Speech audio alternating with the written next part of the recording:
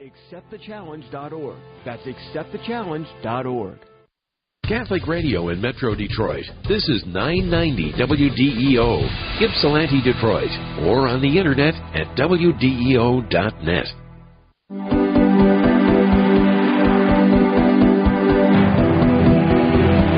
Ave Maria Radio presents Power from the Pews, a show spotlighting the dynamic activities of committed Catholic laity whose ministries are making a real difference in their parishes and society. And now, here's your host, Peggy Stanton.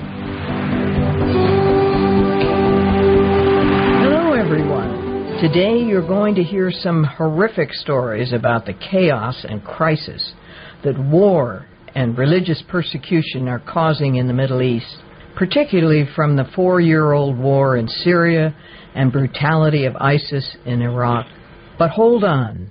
You will also hear of the hope being brought to millions of refugees thanks to the bravery, compassion of people who care, people who risk their own lives to bring relief to the suffering of others.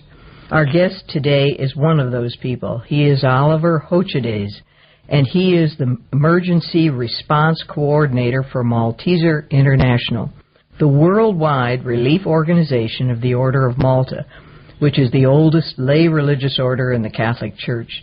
He is speaking to us today from Cologne, Germany, and he has recently returned from working in Iraq. Welcome, Oliver. Hello. So nice to have you. First, let's just tell our listeners about the history and the mission of Malteser International. Well, Malteser International is the relief agency of the Sovereign Order of Malta and for humanitarian aid. So we have some over 100 projects in more than 25 countries around the world, in Africa, Asia, and also in the Americas. And for around 60 years now, we are standing by those affected by poverty, disease, conflict, and disaster. And we try to support people whenever they are in need of humanitarian aid. This, of course, mostly after like tsunamis or earthquakes, but recently, unfortunately, also about or after man-made disasters like you have them now in the Middle East. Mm-hmm. Let's just talk about sheer numbers. For instance, talk about, as a result of the war in Syria, how many people have been killed and how many people are really in dire need as a result of the war. Well, you have horrific numbers about the whole situation in Syria. Some talk about more than 100,000 deaths. Only in Syria you have millions of people are in dire need of help. You may know that a lot of Syrian sought refuge in other countries like the Lebanon, in Turkey, initially also in Iraq or in Jordan. So the numbers are increasing day by day, and as you know, there's no political solution in sight. So this means that we will have to face this situation, which is one of the biggest humanitarian disasters in the last years, quite for a while. How many years would you say? Is it in a century, one of the worst humanitarian disasters in a century, or am I exaggerating by saying that? Well, it's difficult to say, but if you go back to the Second World War, then you had a lot of people displaced, a lot of people killed. But if you see the recent development in the whole region where you have wars now also coming to other countries, and you know that more than 3.8 million Syrians have fled their own country, and you have a lot of people displaced inside the country that are completely taking off of every relief because you can't reach them. The access is very difficult for us. You have security threats, you have abduction of especially Western aid workers, and I mean, it's a war place that we always have to remind on. So it's for all of us, the international organizations, the UN, the Red Cross organizations, quite difficult to reach the people in dire need. And it's very dangerous for you too, correct? It is dangerous. So in Syria we are operating on the border of Turkey, which is in the north of Aleppo, in the northern part, where we have 3 medical units to support or to provide through doctors and nurses and medical supplies the people that are still living there. Furthermore, also we are offering health service in Turkey and in Lebanon, mainly for the Syrian refugees. How many people overall do you have working in these projects in the Middle East? How many from Malteser? Well, we have some 10 international staff in the 3 countries that I mentioned before, in Turkey, Lebanon, and also in Syria. And we have a lot of local staff. That means doctors and nurses that were used to work in hospitals inside Syria that are working now with us and try to, and they themselves had to flee, correct? Some of them? They themselves had to flee, yes, but they don't want to leave the country in total. They send their families into safe places, but they still try to assist their own people. That's the reason why they decided to stay, which is also threatening their lives. Well, now, I think I read that half of the hospitals in Syria are not operating very well or at all. Is that correct? That's correct. The numbers are horrific. If you know that Syria before the war was a quite developed country with a high standard of hospitals. That's what I was just going to ask you. How high standard care. Was it? It was quite developed. The doctors were quite famous there, and it was a high level of health supplied health infrastructure in the whole country. But now in most of the cities, like in Aleppo, there's rarely any doctors left. So not only this, also the medical infrastructure is nearly complete destroyed after 4 years of civil war. The people who are refugees, just the ordinary person who's a refugee, many of them probably lived in some kind of comfort before the war. Would that be true? They weren't necessarily poor at all. No. They have a great adjustment to make.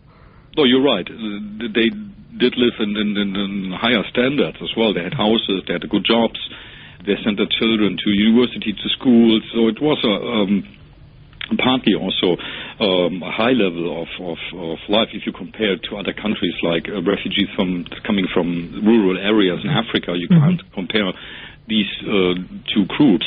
And that's the reason also why besides all the other effects that we might talk about later on, but still the fact that they are living now in containers or in tents in foreign countries, it's a horrific status for all of them. It must be. I would assume that for people who had a higher standard of living, that the psychological, emotional trauma for them would be worse than, say, the people coming from the rural areas. Well, it's difficult to compare, but that's the point.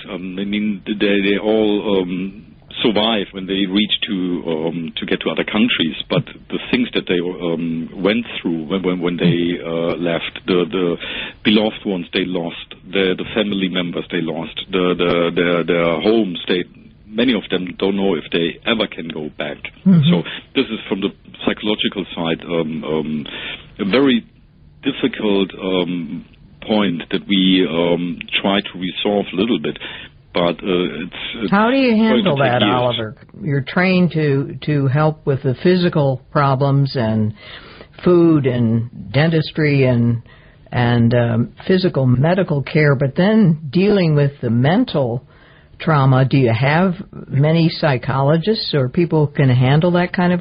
Yeah, we are working together with psychologists, mainly also in Turkey, where we offer school and community facilities to help offer some continuity and normality to the Syrians who live there. So we offer computer courses, we offer language courses, we offer also psychosocial support. It means people can talk about the things that they went through. And these are the things that we can offer there. It's maybe a drop in the ocean, but it's still some substantial humanitarian aid that we can offer there. Yeah, we did during the Balkan War. We were involved with trauma counseling so that people could kind of excise all that toxic poison of what they had seen and dealt with emotionally. If they could talk about it over and over again, that helped to alleviate some of the terrible stress and the bitterness. Are you doing any of the trauma counseling over there?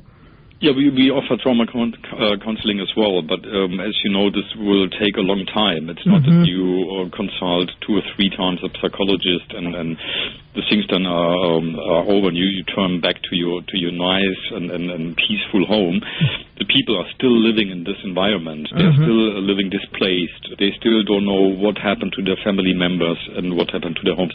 So this is something that will take us a long, long time. And even if you would have peace tomorrow in the region, so many glass was broken between neighbors as well and between the religious groups there, that will take maybe some generations until you have resolved also mental issues, because history is long.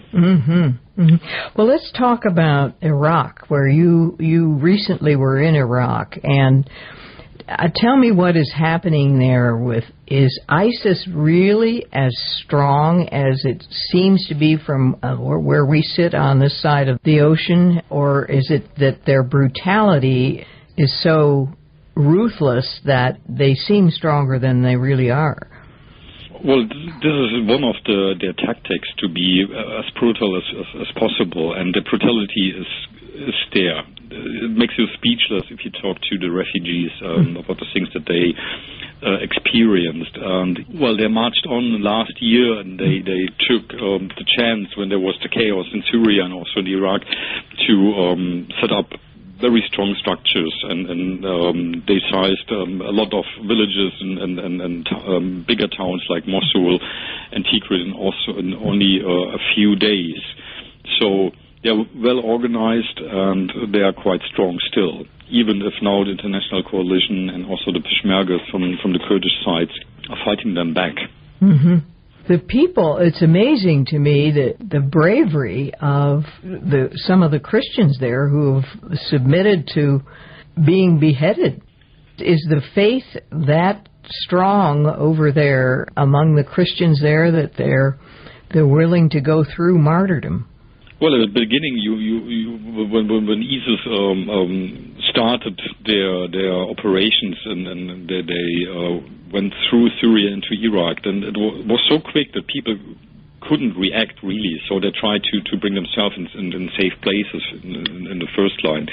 So they escaped to Kurdistan and to other places. But now they believe that their home country is still there, so they don't want to leave it, and they are trying to use the coalition and to use also the worldwide interest. The world is looking now at Iraq, so the support is getting bigger and bigger. So they try to stay there and to defend their lives, but not only their lives, but also their places, their culture. That's the reason why a lot of them are still there. And the hope is still that someday they may return. But on the other hand, you had a lot of Christian, because they were, besides the Yazidis, the ones that are under the biggest threat from ISIS. A lot of Christians left the country, and this cannot be in the interest of anyone, because you're not only losing a religious group in a certain part of the world, you're losing also this tradition, culture, history. Right? Yeah, I noted in some of the stories that some people are very anxious to flee, or some in the refugee camps actually would like to go back home. Is it about how many really would like to go back home, even though the conditions are terrible? Well, it's hard to say. A lot of refugees or internally displaced persons we talk to, they have the wish to leave the country. They want to go to Australia, to Europe, to the US. They want to find places where they have peace and security for the families, for the children. I would think most would want to do that. Yeah, most of them. And if you look back at the Iraqi history, then there have been quite a few wars in the last decades. So people, they are not facing the situation for the first time of their life. Right. So some of them were displaced already 2 or 3 times. They already lost their homes 2 or 3 times. Wow. And they are losing also their faith or their hope into the country. So these are the ones that want to leave. But on the other hand, you have also a lot of people saying, I was born here. This is here are my roots. Here's my family. Here's my history. So I don't want to leave. But this is also one of the things that are so terrific. But when you talk to the people, they don't have any answers to their questions. They don't know what will be in a couple of months. Am I able to go back? What happened to my house? You know, when I go back, and who are the neighbors? You know, some of them, before Jesus came, Christians and then Arabs were living peacefully together in one places, and now you have the stories where neighbors supported one side of the conflict. So it will be very difficult to bring these groups together again. You know? So. A lot of questions and only a few answers. This makes it very difficult for the people who are living now in the IDP camps, and they're waiting for the day when they can leave, but nobody knows when this day will come. How do you keep from being very discouraged when you're dealing with huge numbers like this and so much desperation? How do you keep your faith? Well, from time to time it's difficult, because if you compare to a natural disaster like an earthquake, then from day one you start to rebuild, to reconstruct, and every day you see progress, you see some light at the end of the tunnel. But in the region where we are working now, in the war region, it's difficult every day, because the steps you are making, they are quite small, but I think for us they are small, but for the people we are helping, they are quite big. So also in Iraq, we offer health care to around 40,000 people. This is quite a high number. We're operating in 2 IDP camps, and we have also mobile teams. What does IDP mean? It's internally displaced persons. It means persons who are still living in their home country, but not anymore at their hometown, for example. So the people who fled to Kurdistan. And there we have 2 of these camps, with around 35,000 people living there, and we support, or we guarantee health care for them in these camps.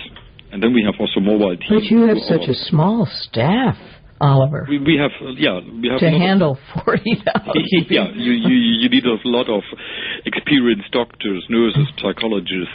So this is quite a very big operation that we have there, and.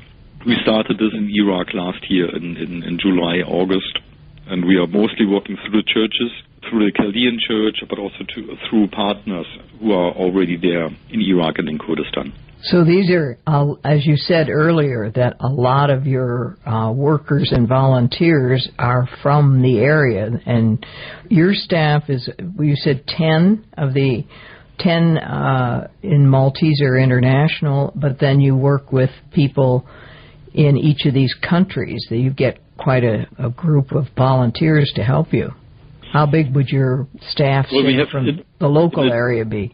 In addition to 10 experts working in Lebanon, Turkey, and also in Syria, we have some more, 3 now at this time, 3 experts supporting the local structures, and we have around, only in Iraq, I think there's around 100 local staff. Well, now, let's just say, first of all, I want to back up, Oliver. How did you get into relief work? Well, I started to work with a government organization, with a German government organization, around 14 years ago. We started on the Balkans after the war there, and the Kosovo, and then the tsunami hit the Southeast Asia.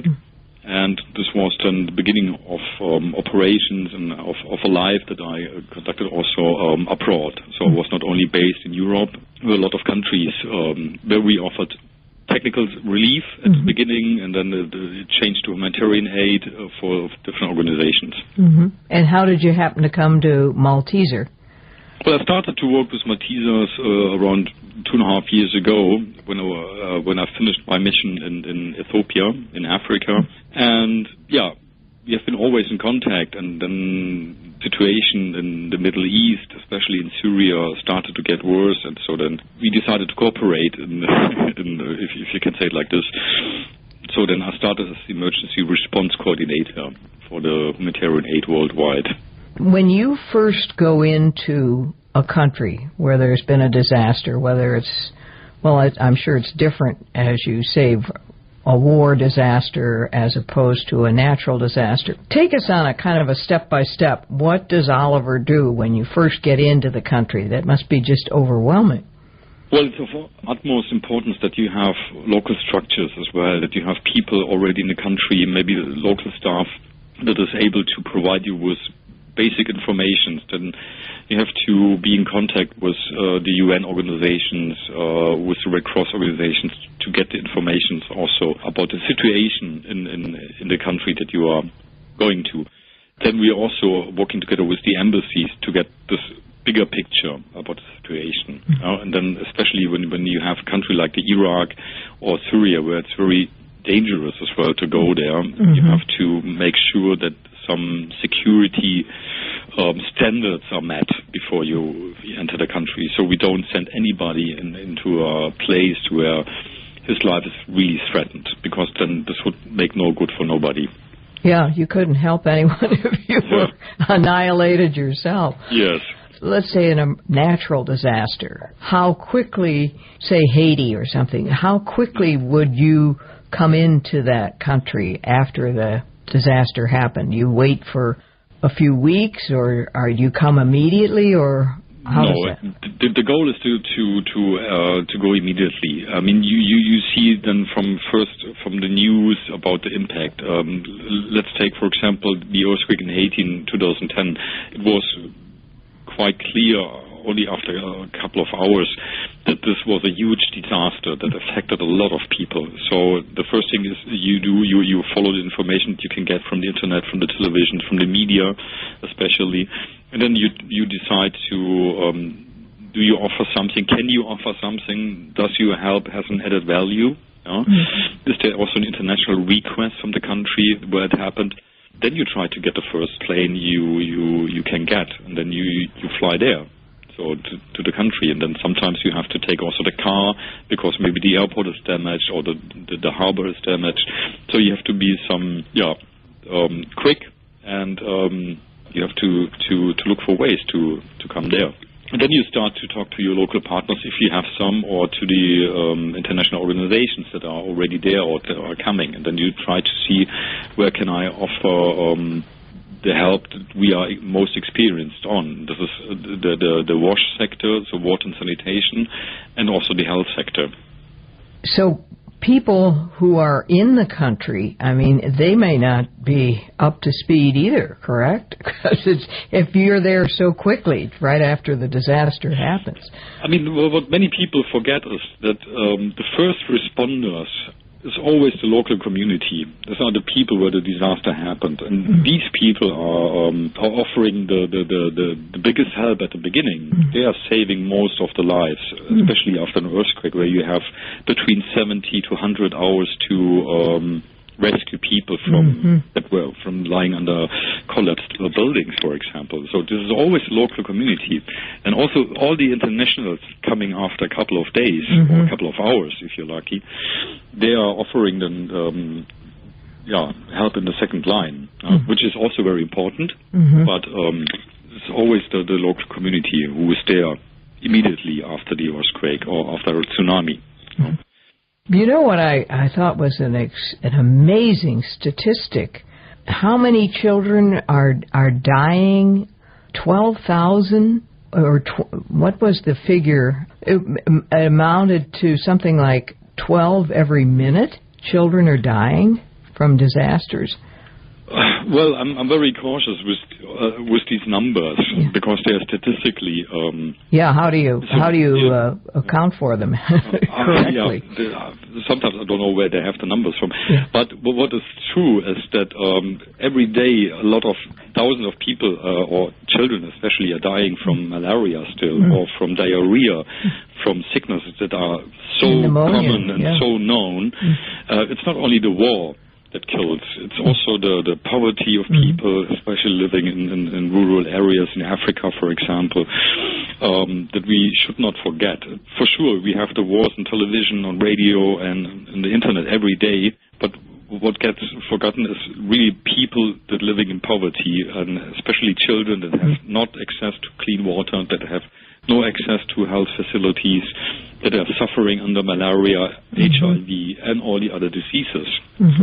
And they are far killing more people than you may guess every day. Oliver, we just have a couple of minutes left, but tell us how we can help Malteser. Send us to the proper websites.